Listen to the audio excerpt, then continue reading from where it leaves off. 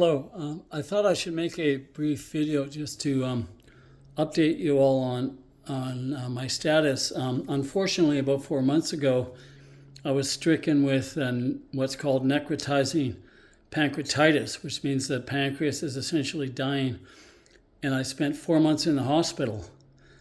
However, when I was in there, God gave me this dream that I was applying for this job as a nanny, which is very strange if you know me. And I went to the house where the host was that was going to hire me. And there was about 7 stories of stairs going very steeply up to the door, and they're covered with autumn leaves. And it was very slippery.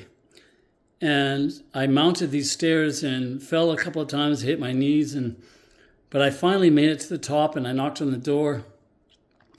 And this very nice man came to the door and invited me in and asked me a couple of questions, but then he said he had to go do some work somewhere. So his wife, the lady of the house, took me and this other young man. There was 2 of us applying for the job. They needed 2 nannies.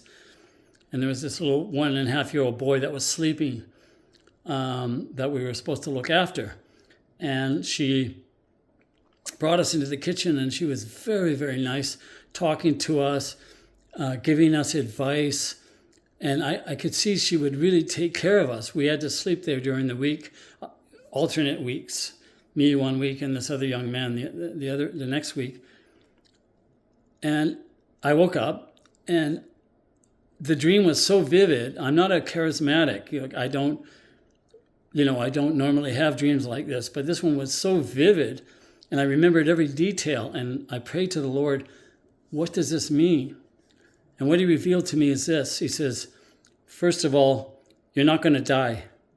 Even though 30 to 40% of people with pancreatitis that get hospitalized die, he says, you're not going to die. You're going to make it. It's going to be a struggle, though. And secondly, I need you to be nannies to each other. My people. You have to be nannies to each other. What does that mean? What does a nanny do? A nanny doesn't do anything for themselves. They do everything for the child they're looking after. They look after them. They feed them. They teach them. They get them doing arts and crafts and things. And yes, they discipline them at times when necessary.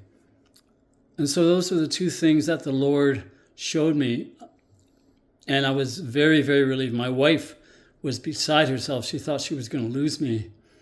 But I made it. I'm home now, and I'm eating properly, and I'm gaining weight slowly. I've lost 50 pounds from 180 to 130. And I'm very weak. And I have a drainage tube coming out my side here. But I'm improving, and I'm very happy about that. I'm so thankful to God that he saw me through this. Also, while I was in the hospital, I was thinking about this puzzle that I've been running through my mind for months and months now. As you know, if you've looked in this space and saw some of my videos, I believe that the Lamb beast in Revelation 13:11 forward is the Anglo-American power. And it's got 2 horns like a lamb, so it has to be two powers in a partnership, just like the ram beast in Daniel. So I've thought that for some time, and I still believe that. However, when we get to Revelation 16, all of a sudden we get this,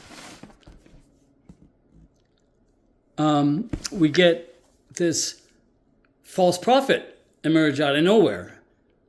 First time being mentioned. It talks about the devil, the beast, and the false prophet. And then in chapter 19, the false prophet and the beast are grabbed and thrown into the lake of fire. Right? And they're mentioned one more time in Revelation 20, where Satan, after he's bound for 1,000 years and comes out and tries his final rebellion, he's grabbed by a powerful angel and thrown into the lake of fire where the beast and the false prophet still were. But the false prophet just emerges from nowhere. Well, I think I have a solution for that now. I'm not going to tell you yet because I'm still working through the details in my mind. I'm doing some writing today where I hope to clarify it. But stay tuned. I will be posting a video here based on that writing, which you will be able to find at therebeljesus.net. Therebeljesus.net is where I put my written work. So stay tuned if you want to know who I think, or what I think the false prophet, which first emerges in Revelation 16, is. Have a great day. Thank you.